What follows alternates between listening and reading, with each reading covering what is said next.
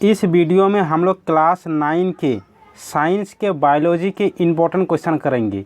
ठीक है, तो इसके पहले हम फिजिक्स के 2 चैप्टर जो आप लोगों का है जो इम्पोर्टेंट है, जो टर्म 2 के लिए इम्पोर्टेंट है, एक है कार्य तथा ऊर्जा को कंप्लीट करा चुके हैं और एक है ध्वनि चैप्टर जो कंप्लीट करा चुके हैं। अगर नहीं देखे हैं तो जाकर देख लीजिए। जैसे कि आप सभी को पता है कि सिलेबस तो देख लिए है, टर्म 2 के एग्जाम में कौन कौन से चैप्टर्स आने वाला है। तो फिजिक्स से 2 चैप्टर आने वाले हैं, केमिस्ट्री से 2 चैप्टर आने वाले हैं और बायो से 2 चैप्टर आने वाले हैं। तो फिजिक्स के 2 चैप्टर हम ऑलरेडी कंप्लीट करा चुके हैं और बायोलॉजी की चैप्टर 2 कंप्लीट कराएंगे। तो बायोलॉजी के 2 चैप्टर क्या है, एक चैप्टर है आप लोगों का हम बीमार क्यों होते हैं, एक चैप्टर है, और दूसरा चैप्टर है कि प्राकृतिक संपदा। तो आज के वीडियो में हम लोग हम बीमार क्यों होते हैं इस चैप्टर की इम्पोर्टेंट प्रश्न करेंगे जो कि टर्म 2 के एग्जाम में आने वाला है। एकदम छठा मतलब प्योर क्वेश्चन जो आएगा वही सब। तो चलिए शुरू करते हैं, हम बीमार क्यों होते हैं उस चैप्टर के इम्पोर्टेंट प्रश्न। तो चलिए देखते हैं। तो जैसे कि अब प्रश्न है आप लोगों का कि प्रश्न है कि विश्व स्वास्थ्य संगठन के अनुसार स्वास्थ्य की परिभाषा क्या है। विश्व स्वास्थ्य संगठन यानी WHO यानी वर्ल्ड हेल्थ ऑर्गेनाइजेशन के अनुसार तो इसमें स्वास्थ्य की परिभाषा क्या है। तो जैसे हम लोग जानते हैं कि स्वास्थ्य का मतलब क्या कि रोग से मुक्त होना, लेकिन WHO के अनुसार स्वास्थ्य का मतलब रोग से मुक्त होना ही नहीं, बल्कि हम शारीरिक, मानसिक तथा सामाजिक रूप से भी अपनी मतलब स्वस्थ रहे, सामान्य स्थिति में रहे, उसको बोलते हैं WHO के अनुसार स्वास्थ्य। तो वही आंसर है कि विश्व स्वास्थ्य संगठन यानी WHO के अनुसार स्वास्थ्य व्यक्ति को न केवल रोग या विकलांगता से मुक्त होना है, बल्कि उसके शारीरिक, मानसिक तथा सामाजिक जीवन की सामान्य स्थिति से है। ये है स्वास्थ्य की परिभाषा। उसके बाद प्रश्न है कि अच्छे स्वास्थ्य के लिए 3 आवश्यक शर्तों का उल्लेख करें। तो हम अच्छे स्वास्थ्य कैसे रह सकते हैं। तो अच्छे स्वास्थ्य के लिए 3 निम्नलिखित शर्त है। एक नंबर है कि वह रोग मुक्त हो यानी रोग से मुक्त हो, उसमें कोई रोग ना हो। दूसरा नंबर है कि वो हर प्रकार की चिंता से मुक्त हो, उसमें कोई किसी प्रकार की चिंता ना हो। उसके बाद है तीसरा नंबर, वो सामाजिक तथा मानसिक परेशानियों से मुक्त है, मतलब उसको सामाजिक परेशानी भी ना हो और मानसिक प्रॉब्लम भी ना हो। तो ये 3 मतलब आवश्यक शर्त है।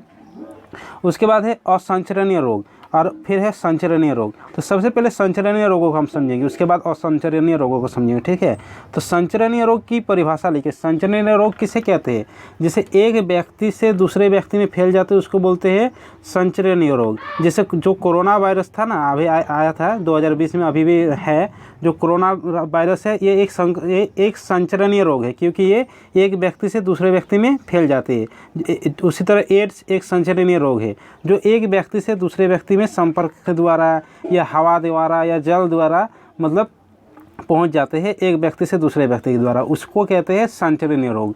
तो परिभाषा भी हुई है कि यह हानिकारक सूक्ष्म जीवों रोगाणुओं के कारण होता है। उदाहरण तो जीवाणु, विषाणु, कवक अथवा प्रोटोजोआ।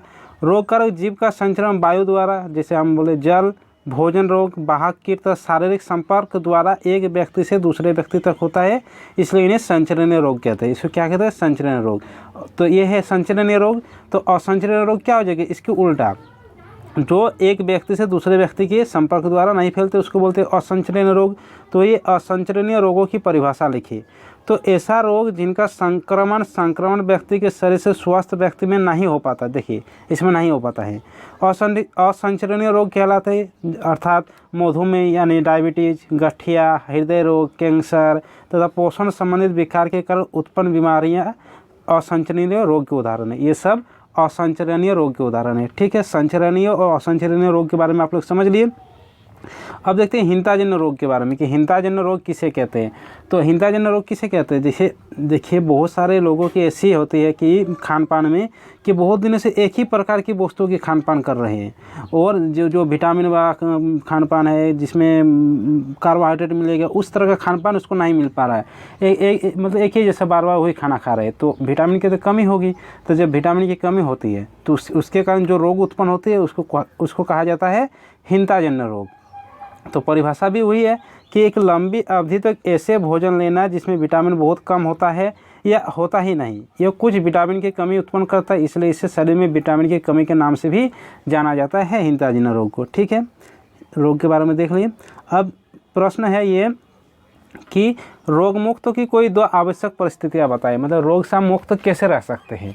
तो ये तो आसान सा प्रश्न है, आप लोग खुद से भी कर सकते हैं। आप लोग रोग से कैसे मुक्त हो सकते हैं? साफ सफाई रहेंगे, उसके बाद संतुलित भोजन लेंगे, पोषण युक्त भोजन लेंगे, तब हम रोग से मुक्त रहेंगे। तो वही आंसर कि रोग मुक्त होने के लिए व्यक्तिगत तथा सामुदायिक सफाई तथा अच्छा वातावरण आवश्यक है।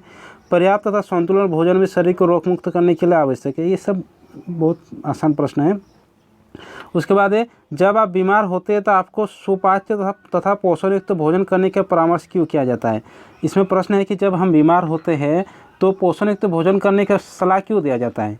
तो सलाह इसलिए दिया जाता है कि हम बीमार क्यों होते हैं, क्योंकि हमारी प्रतिरोधक क्षमता घट जाती है और प्रतिरोधक क्षमता को बढ़ाने के लिए पोषण युक्त भोजन लेना चाहिए, इसलिए पोषण युक्त भोजन लेने के लिए कहा जाता है। तो आंसर वही है, संक्रमण के समय शरीर के प्रतिरोधक क्षमता कम हो जाती है। प्रतिरोधक क्षमता को बनाए रखने के लिए हमें पर्याप्त तथा पाचक भोजन लेने की सलाह दी जाती है। ठीक है, एकदम स्पष्ट है। उसके बाद है यहाँ पर प्रश्न है यहाँ पर कि संक्रमण रोग फैलने की विभिन्न विधियाँ कौन सी है? संक्रमण रोग जो अभी बताए एक व्यक्ति से दूसरे व्यक्ति में फैल जाती है, तो किस तरीके से फैलती है? तो ये संक्रमण रोगों को फैलने के माध्यम निम्नलिखित है। एक नंबर है वायु द्वारा। वायु द्वारा कैसे फैलते हैं? तो छींकने और खांसने से रोगाणु वायु में आ जाते हैं तथा स्वस्थ व्यक्ति में चले जाते हैं। फिर एक जल द्वारा, प्रदूषित और संक्रमित पानी पीने से रोगाणु हमारे शरीर में चले जाते हैं। मतलब जल द्वारा प्रदूषित या संक्रमण पानी, मतलब पर एक तो प्रदूषित पानी से भी मतलब फैलते हैं और एक है संक्रमित पानी। संक्रमित पानी कैसे बोल सकते हैं?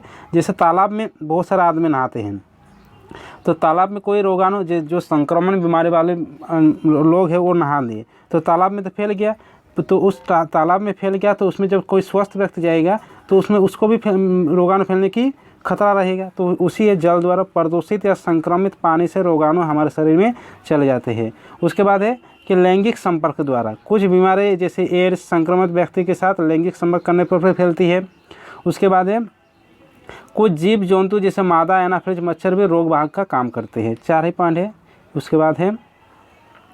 उसके बाद प्रश्न है कि संक्रमण रोगों को फैलने से रोकने के लिए आपके विद्यालय में कौन कौन सी सावधानियां आवश्यक है? तो मतलब जहाँ पर हम रहते हैं वहाँ पर मतलब विद्यालय में संक्रमण रोग ना फैले उसके लिए कौन कौन सी सावधानियां आवश्यक है? तो अपने से भी लिख सकते हैं, जैसे भीड़ भाड़ कम करके, स्वच्छ पीने का पानी उपलब्ध कराकर, ग्राउंड या कक्षा के कमरे को स्वच्छ रखकर, खांसते और छींकते समय रुमाल का उपयोग करके, स्कूल के आसपास पानी इकट्ठा नहीं होना चाहिए, वैक्सीन का टीका लगवाकर, टॉयलेट को साफ कर रखकर, खुले फल भोजन का इस्तेमाल नहीं करना चाहिए। उसके बाद प्रश्न है कि प्रतिरक्षीकरण, जो कि टीकाकरण भी बोला जाता है, इंग्लिश में इम्यूनाइजेशन भी कहा जाता है, क्या है इसको? तो टीकाकरण क्या है? तो जब किसी वैक्सीन या टीका का उपयोग करके शरीर के अंदर सूक्ष्म जीवों को मार कर या उनके प्रवेश को रोक लगाते हैं, तो इससे शरीर की प्रतिरोधक क्षमता बढ़ जाती है। शरीर में रोगों से लड़ने की क्षमता का विकास करने की प्रक्रिया को प्रतिरक्षीकरण कहते हैं। टीकाकरण जो कोरोना वायरस में भी लगा दिया गया, जैसे कि हम लोग 2 डबल वैक्सीन लिए हैं। उसके बाद है प्रश्न है कि आपके पास में स्थित स्वास्थ्य केंद्र में टीकाकरण के कौन से कार्यक्रम उपलब्ध है? आपके क्षेत्र में कौन कौन से स्वास्थ्य संबंधी मुख्य समस्या है? मतलब स्वास्थ्य केंद्र में कौन कौन से टीकाकरण उपलब्ध है उसके बारे में लिखना है। तो ये क्या क्या है? खसरा टीकाकरण है, क्षय रोग के लिए क्या है? BCG टीकाकरण है, पोलियो से बचने के लिए पोलियो बूंदे है, चेचक के विरुद्ध टीकाकरण है, हेपेटाइटिस के विरुद्ध टीकाकरण है, डिप्थीरिया, टेटनस और काली खांसी के विरुद्ध DPT टीकाकरण है। और इसमें एक प्रश्न वो ये भी है कि कौन कौन सी स्वास्थ्य संबंधी मुख्य समस्या? तो स्वास्थ्य संबंधी मुख्य समस्या क्या क्या है? एक है हेपेटाइटिस, फिर है चेचक, फिर क्षय रोग यानी TB, फिर टेटनस, ये है। फिर है इसमें प्रश्न है कि डॉक्टर, नर्स या स्वास्थ्य कर्मचारी अपने व्यक्तियों की अपेक्षा रोगियों के संपर्क में अधिक रहते हैं, पता करें कि अपने आप को बीमार होने से कैसे बचाते हैं। जैसे डॉक्टर हुआ, नर्स हुआ, तो ये लोग तो मतलब रोगियों के पास ज़्यादा रहते हैं, क्योंकि रोगियों की ये लोग देखते हैं, दवाई देते हैं, तो ये लोग अपने स्वास्थ्य की बचाव कैसे कर सकते हैं? तो आप लोग ही सोचिए 1 मिनट के लिए कि कैसे स्वस्थ रह सकते हैं। तो कैसे? मरीज को देखने के बाद हाथ साफ रखेंगे, मरीज को देखने के लिए मास्क का उपयोग करेंगे, शारीरिक संपर्क से थोड़ा दूर रहेंगे, तो इस तरीके से ये लोग बच सकते हैं जो डॉक्टर नर्स हुआ, तो वही है आंसर कि मरीज़ को देखने के बाद हाथ साफ करना चाहिए, मरीज़ को जांच करते समय मास्क का प्रयोग करना चाहिए, सीधे शारीरिक संपर्क से बचना चाहिए, मरीजों से लैंगिक संपर्क से बचना चाहिए, मरीजों के साथ खाना नहीं चाहिए, संतुलित आहार लेना चाहिए। इस तरीके से बच सकते हैं। तो चलिए इस वीडियो में इतना ही करेंगे। उसके बाद हम बीमार क्यों होते इस चैप्टर के और एक वीडियो बनाएंगे जो कि पार्ट 2 का वीडियो होगा। उसमें कुछ प्रश्न कराएंगे, उसके बाद हम बीमार क्यों होते हैं ये चैप्टर खत्म हो जाएगा। बस इतना ही पढ़ने की ज़रूरत है इस चैप्टर से, हम बीमार क्यों होते हैं। उसके बाद जो आप लोगों का सेकंड चैप्टर है बायोलॉजी से प्राकृतिक संपदा, उसके कुछ इंपॉर्टेंट क्वेश्चन करेंगे। बस बायोलॉजी में 2 ही चैप्टर पढ़ना है। चलिए मिलते हैं अगले वीडियो के साथ।